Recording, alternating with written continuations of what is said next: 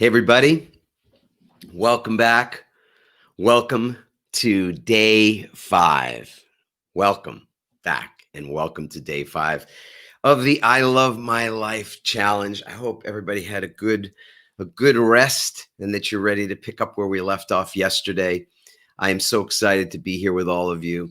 I just sit in this seat feeling so grateful, incredibly blessed, and very, very lucky.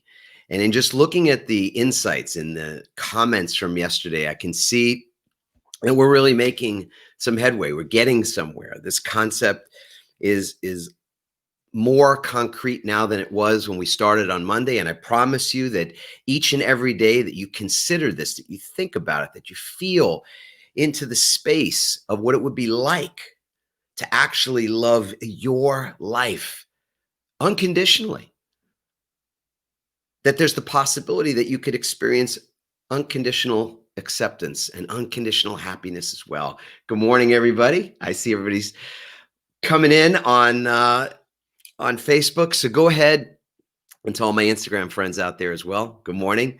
And I'd love for you to just go ahead and declare right out of the gate. Let's get started in the right way. It's as though we just started. We just woke up. We're just putting our feet on the floor. So I want you to just go ahead and put in the comments. I'm waking up. I'm woke. I'm woke. I'm up. Whatever you want to say. But I love my life. I love my life. I love my life. Just go ahead and start that cascade, that stream of I love my life messages. It's a waterfall of love.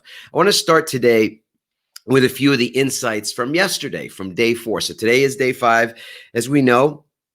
And I just love some of the things that we picked up in the comments yesterday. So Helen McCordy, I think I pronounced that right, maybe. I hope. Here's what Helen said.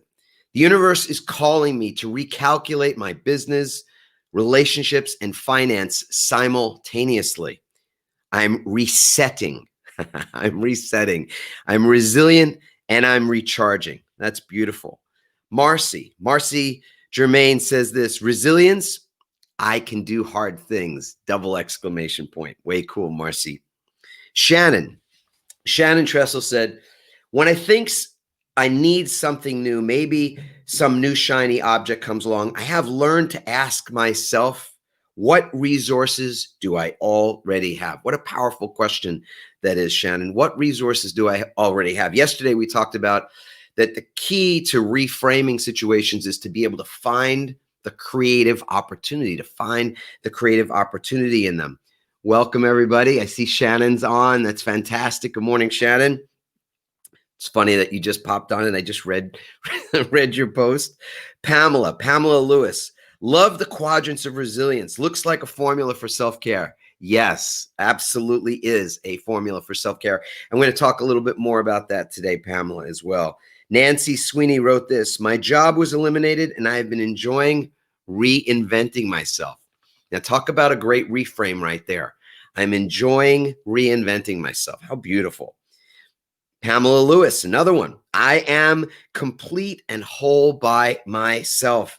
My husband compliments me. He doesn't complete me. Wow. My partner compliments me, but doesn't complete me. He doesn't have to, of course. Says, I had to complete myself before marrying him. That's so true, Pamela. So, and it's interesting because I think in the media, in movies, in Hollywood, we're sometimes taught or are being programmed even to think that somehow or another we will not be complete, that we will not be whole unless we find that other person, that soulmate. We've got to find the soulmate within us.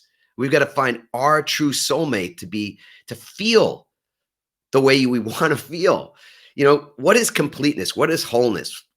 It's a concept.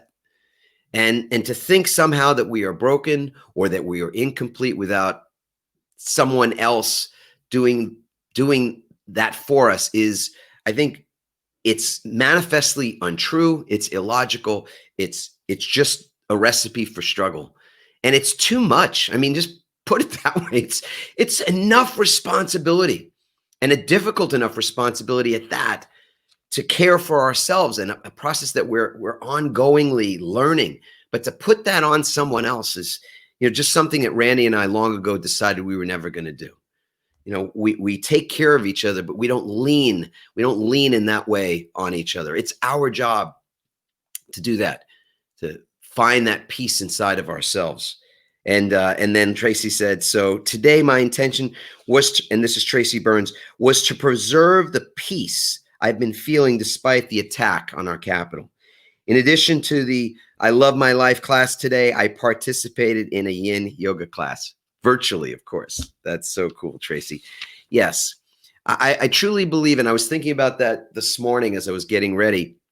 And so much of this concept of loving our lives, loving life is about creating peace. It's about finding peace within ourselves. I'm not a huge fan of the word happiness. I mean, I get it. It's something that we all use and have associated with that which we want in so many ways. To say, I'm happy.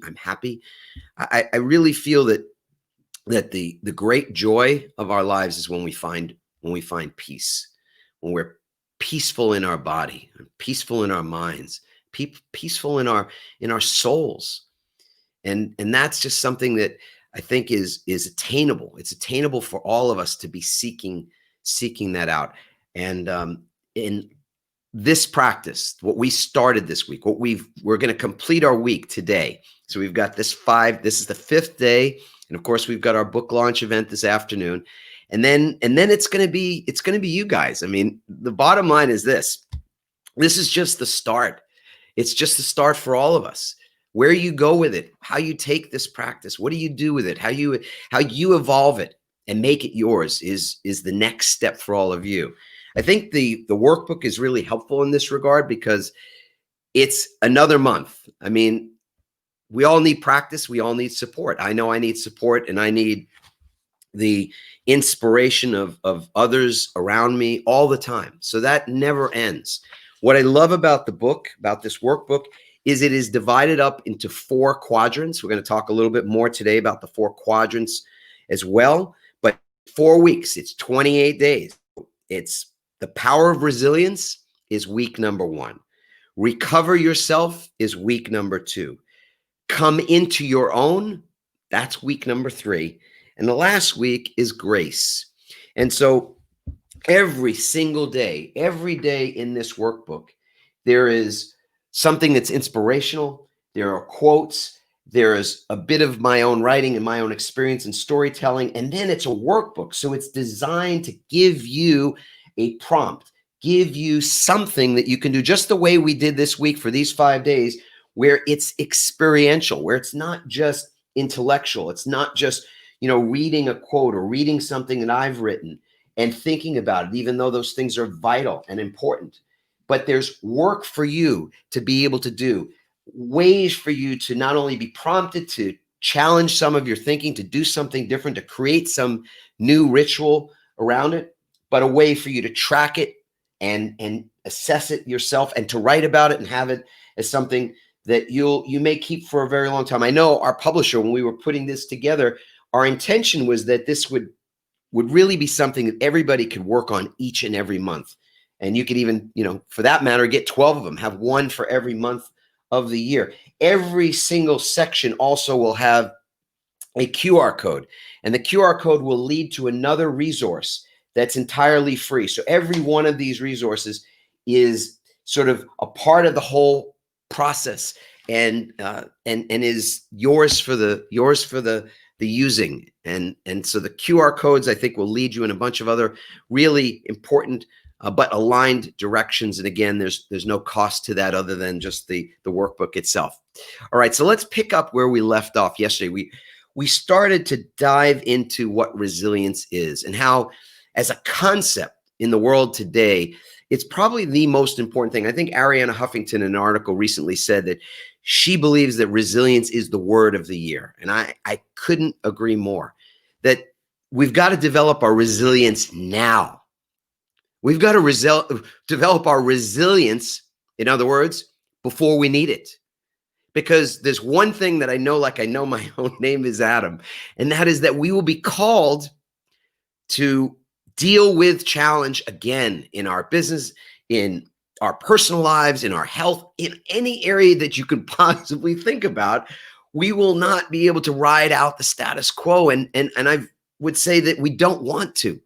Change is actually very, very positive. Disruption even is positive. I think where it gets, it is difficult for people is when it comes unexpectedly and when they don't have tools to be able to deal with the unexpected, with the unknown. And I got to tell you, I am still myself training to be so embracing of the unknown, to not see the unknown as something that is scary or something that is threatening.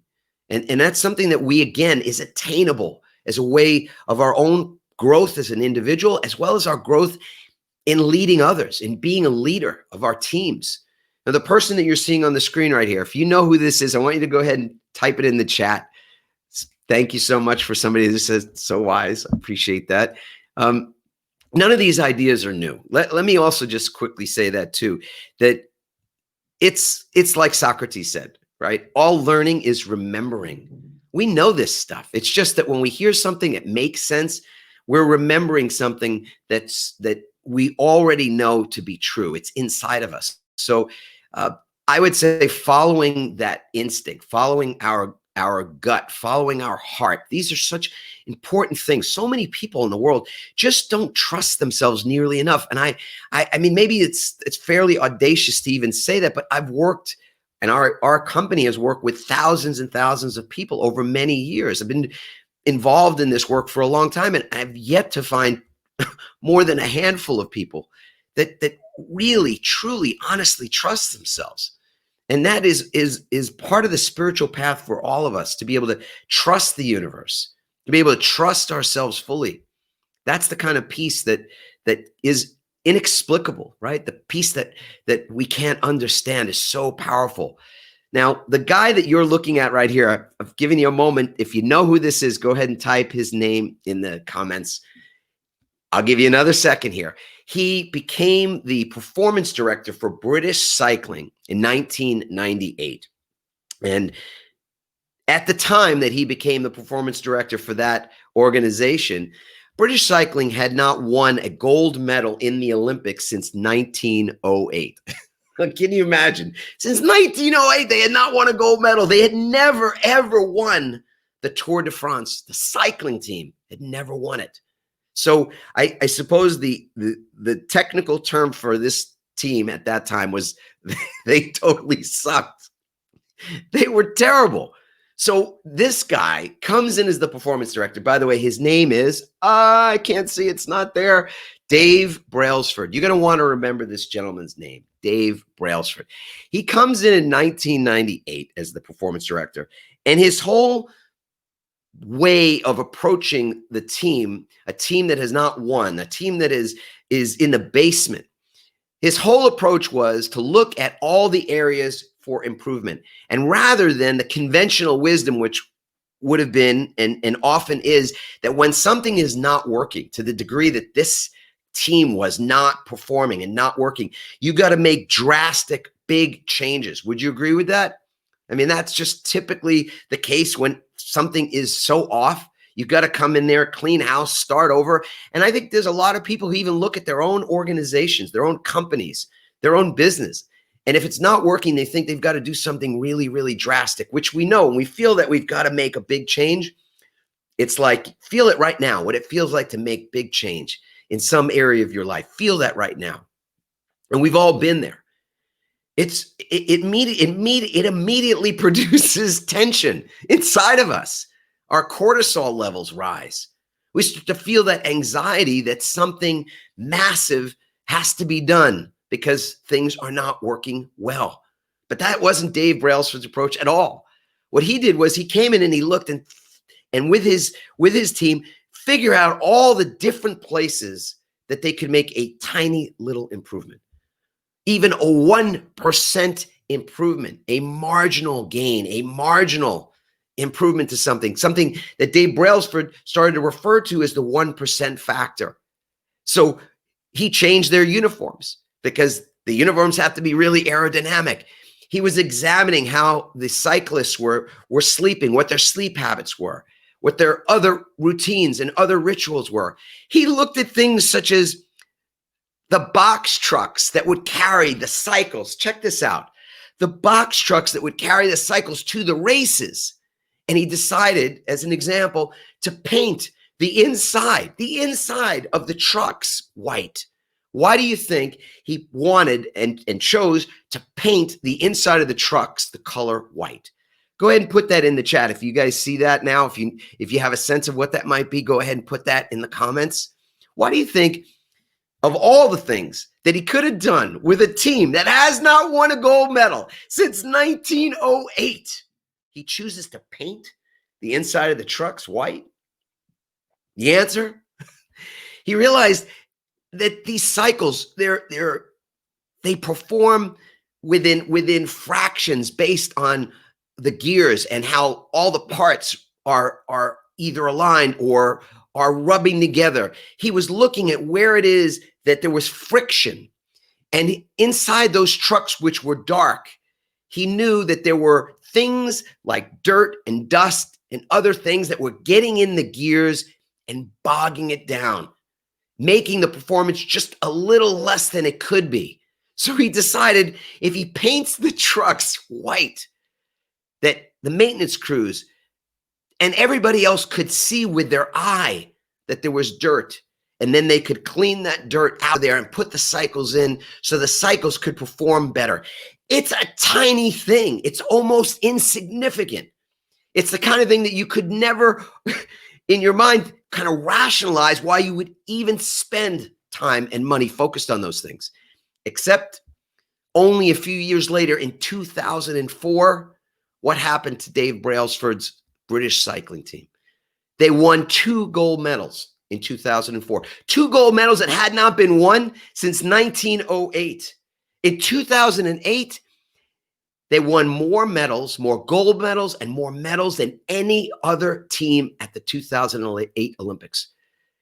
They've won 6 or 7 Tour de France's. They won 59 world championships, because what Dave Brailsford understood was something that we've been sharing for years as well, but in a different context.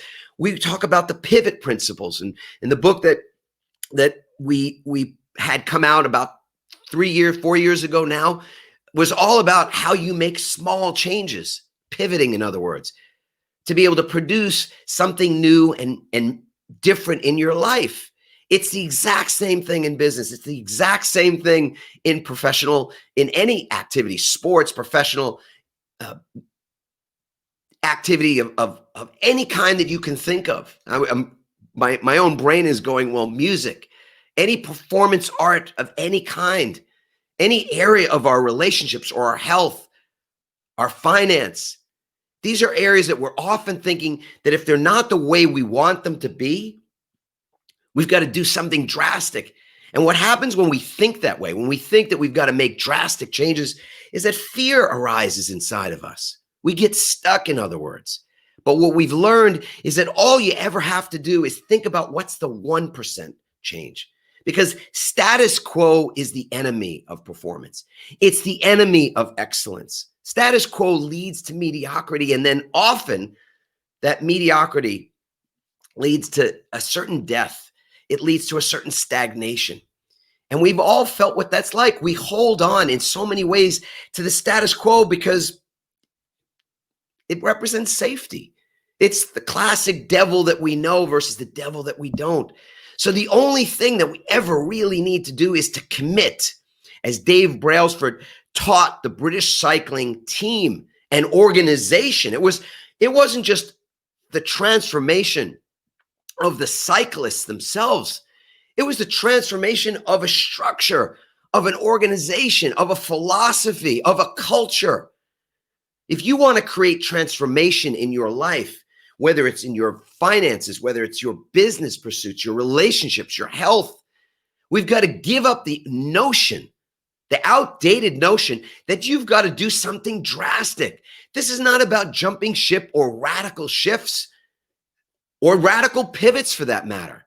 It's about making small changes, but making those small changes consistently over time.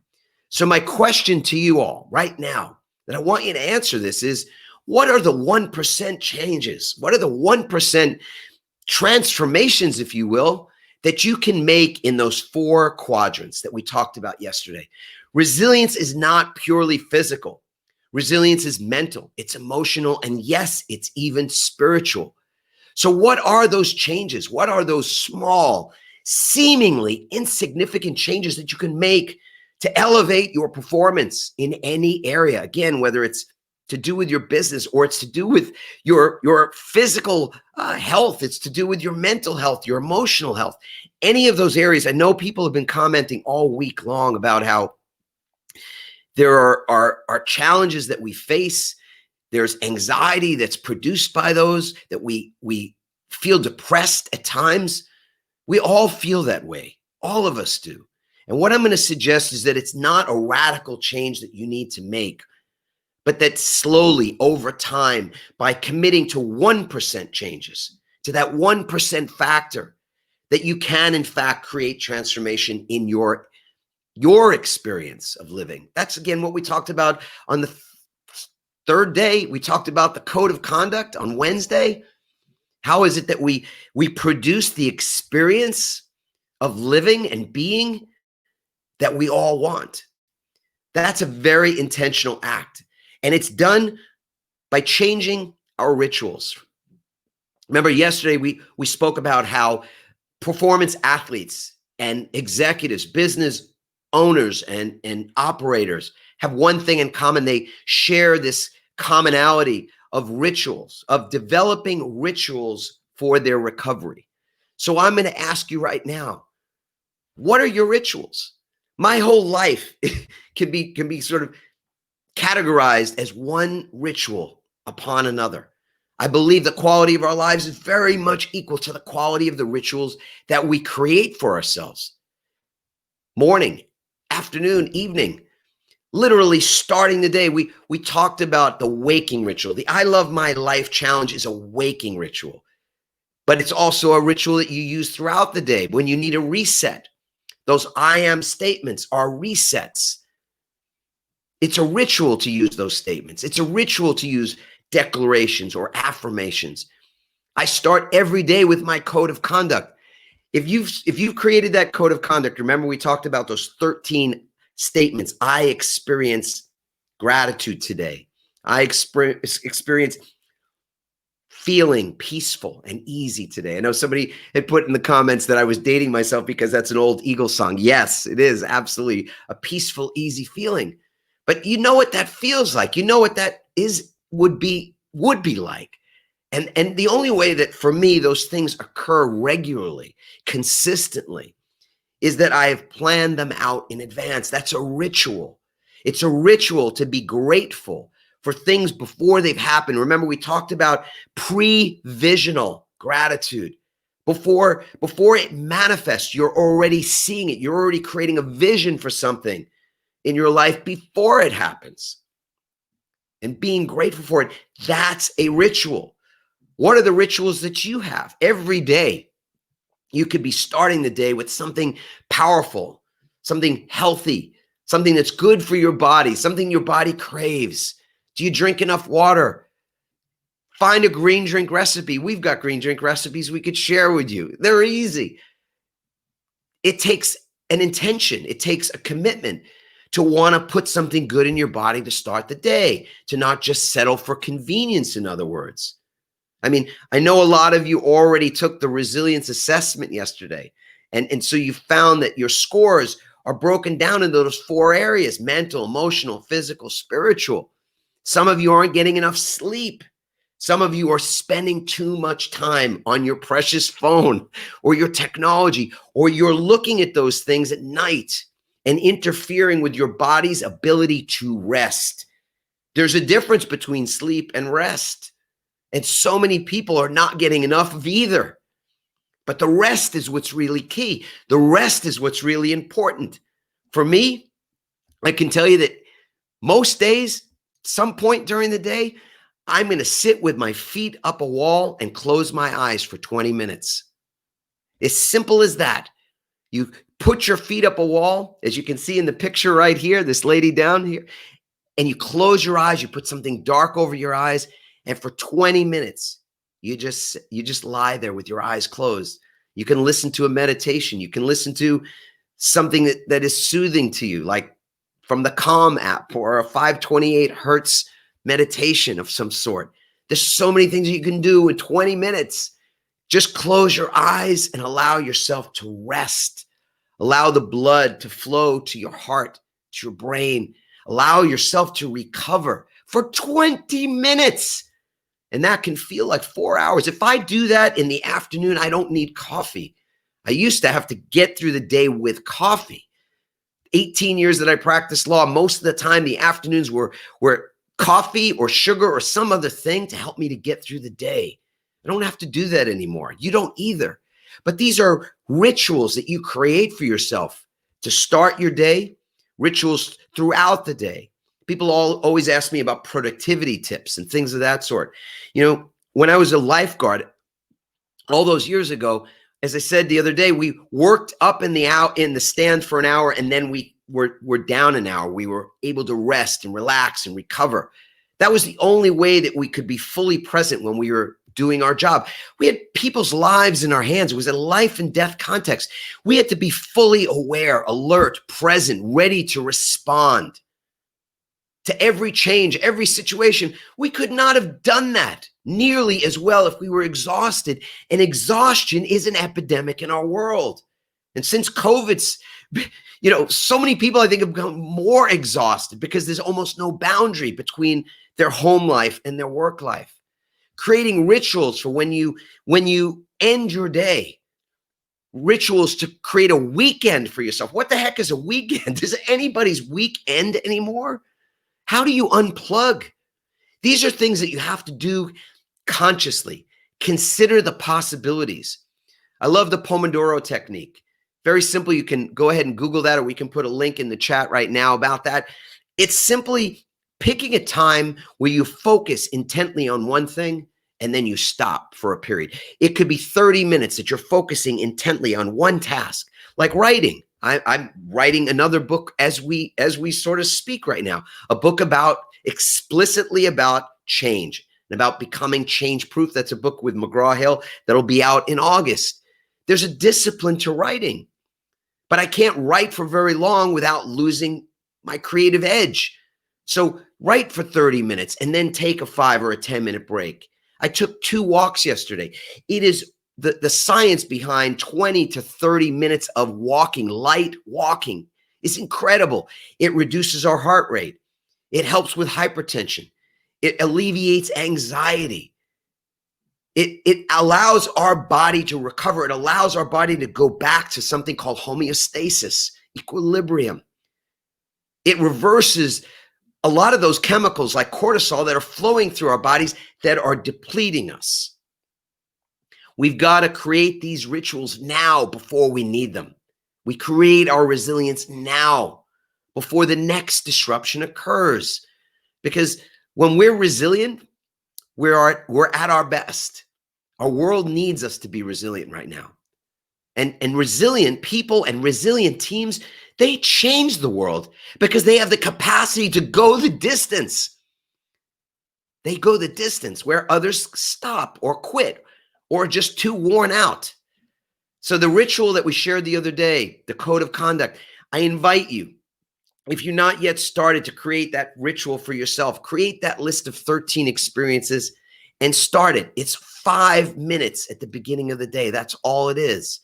Here's the thing about rituals. And I love a book that I'll just share the name of it, called Atomic Habits. Great book about how it is that you create and break certain habits.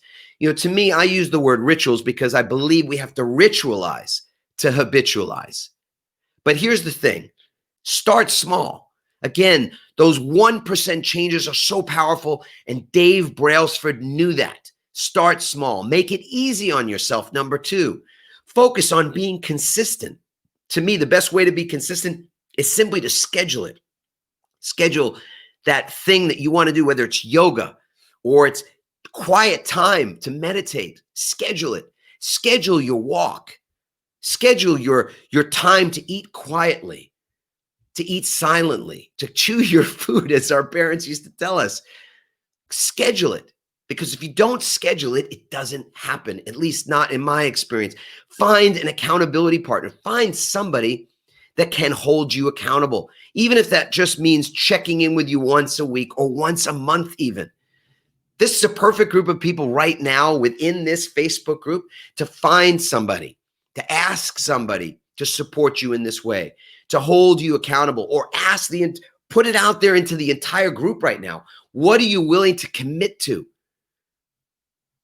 There's no way our life changes. We don't break the status quo by thinking about it, by looking at it, by grasping a concept purely on the intellectual level. We have to move into action. That's always the way of the universe. We pray and move our feet, as the saying goes. We have to be in action, or nothing changes, or nothing worthwhile lasts. Because the status quo, again, is insidious.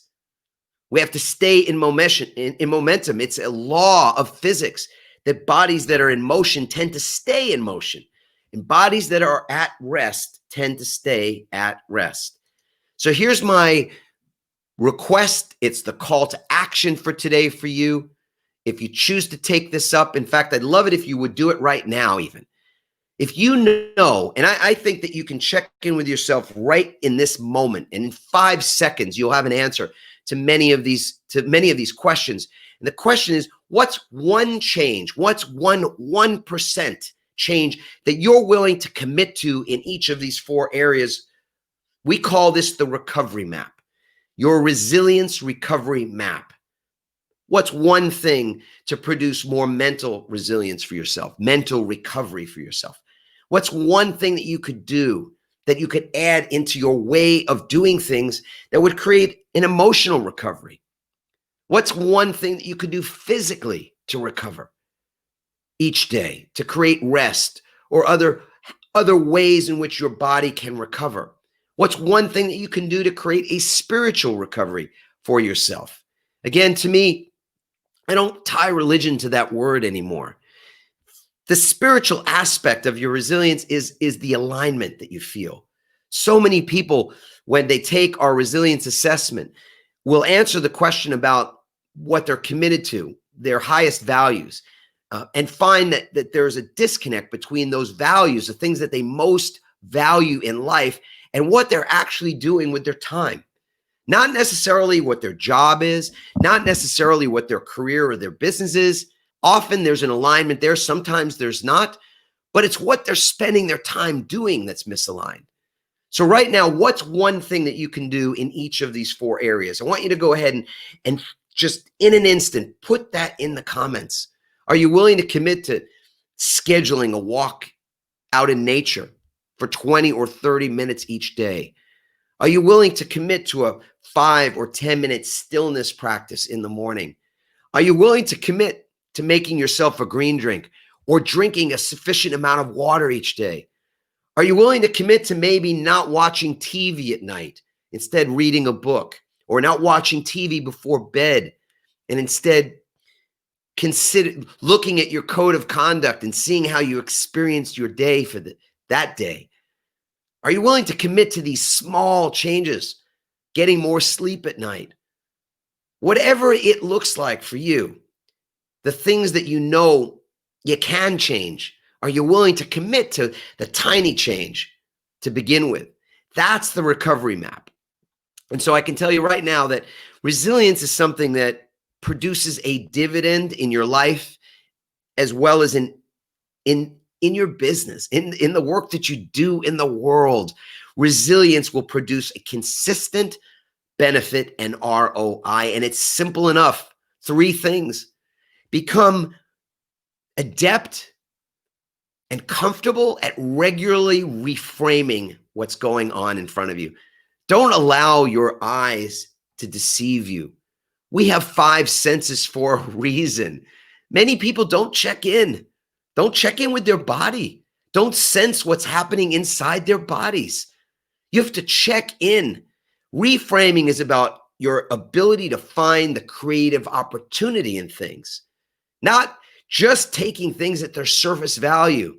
You watch the news, you're going to get things pretty much at the surface value. I watch the news. It's not like I'm burying my head in the sand. I just don't watch a lot of it. Randy and I don't consume as much of that as we do other things. So your ability to reframe is key to your resilience. Your ability to reset, to find that when you're lost, when you've made a mistake, when you're just feeling that your energy has dropped for some reason, you know when that feeling comes over you, that you have a way, a method, and a capacity to reset. And that I am statement is a great way to do it.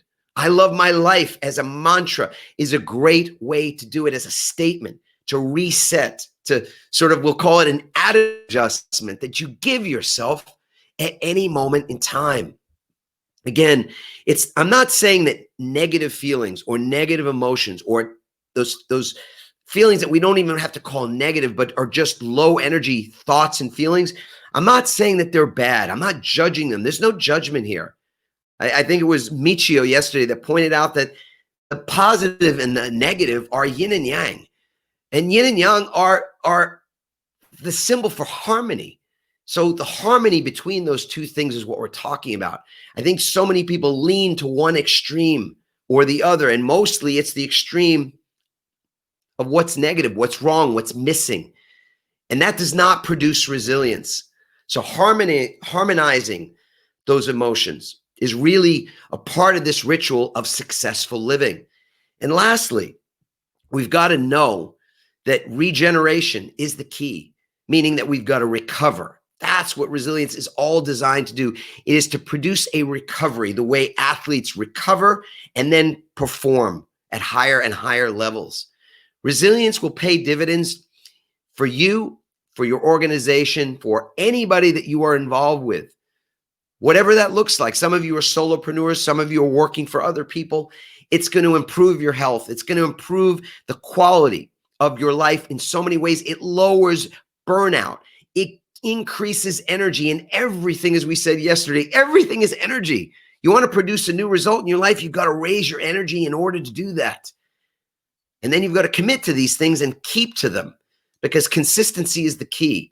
Now, if you haven't yet gone ahead and taken the resilience assessment, please feel free to do that right here. ResilienceRank.com. You just go to ResilienceRank.com. And in 3 minutes, you're going to find out from each of those quadrants where you are either tracking in a healthy, productive way, or where it is that you might be missing something, where something could be improved, in other words, where you could be doing something differently. And this is a powerful tool for you. It's entirely free. There's no strings attached. So take advantage of that if you have not yet done so.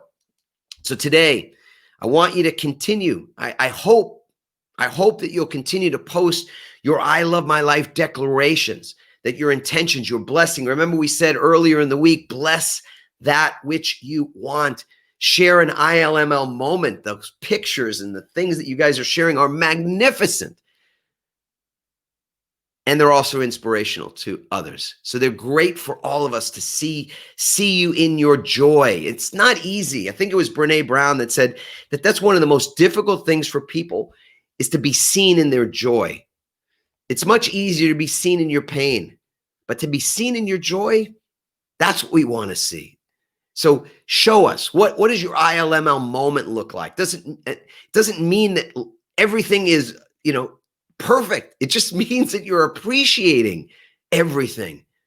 You're appreciating your life and being alive, because it's sacred. So think about what your morning rituals can be. Brainstorm. Use this group to run things past people. Perhaps find an accountability partner in this group right now, or ask someone in some other area of your life to check in with you, to help you to create your recovery map, those 4 areas, that one simple change, that 1% change that you can commit to in each of those areas, mentally, emotionally, physically, spiritually. This is so powerful and so important. And I absolutely feel that the questions that you guys have about these things are so vital. And so I'm going to continue, and our team is going to continue to monitor this group. In fact, I would love it if all of you would refer this group to 5 or 10 other people, and let's grow this group. Because one of the things that I think is possible is that we all decide. I mean, of course, we would love for you to buy the book. That's obvious. It's, I think, a wonderful resource, a 28-day workbook. But I also think that if we're doing it together, if you've got support from others, that takes the power of this process even further. And so I would love it, thinking about the month of February. There happens to be 28 days in the month of February. This is a 28-day interactive workbook for change. Get a hold of the workbook. Refer it to other people. Get other people, or at least introduce them to the idea that joining this Facebook group and picking up this workbook might actually help them to create some positive, lasting change in their life. And then let's support one another. I commit that in the month of February, I will be in this Facebook group on a weekly basis. So there are 4 sections to this workbook. As I said, the power of resilience, recovering yourself and what that means, coming into your own, and grace. And each week I will come into this group, interact, share if there's insights that I've got to share or life experiences that I think are relevant. And it can be like a book club where you are all not only sharing your own experience of going through each of these daily practices, but that you're also helping other people, supporting them where they fall down, helping them and inspiring them. That's the highest calling for us coming together as a community, starting this conversation, and then most importantly, keeping the conversation going. If you've not yet already registered for our event tonight, 4 p.m. Pacific time, this is the book launch event, the I Love My Life Challenge book launch event. It's family, it's friends. There's going to be some interactive activity. There's going to be some other beautiful things that are happening that I think are being cooked up, and I don't even know about them. It's wonderful. I think some of our family, our kids are going to speak, and of course, you'll get to see me probably break down and cry, which is, always fun. If you'd like to set up a private call with me or another member of our team to talk about your 2021 plans, the roadmap for you to love your life in 2021, feel free to do that at any point in time. team@adammarkel.com for a short call, 15 to 30 minutes. We sometimes like to call them exploratory or ideation sessions.